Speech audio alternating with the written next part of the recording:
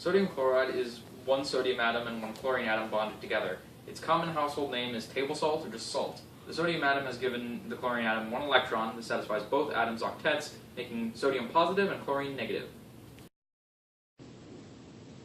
Relative to each atom, they start out as their original neutral size. As sodium gives chlorine an electron, sodium pulls tighter on the 10 remaining electrons, pulling them in closer and decreasing sodium's radius. Chlorine, however, now has to pull on 18 electrons instead of 17. This increases chlorine's atomic radius, making it a larger ion.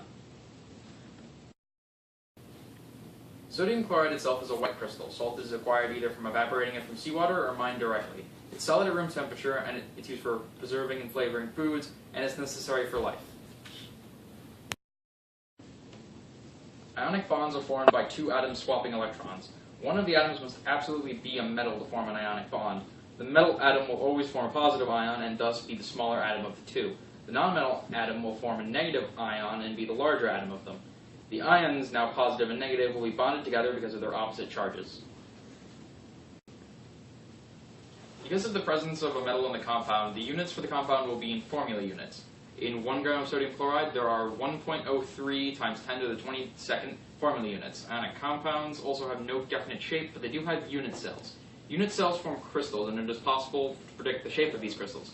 With sodium chloride, the unit cell shape would be face-centered cubic, or FCC.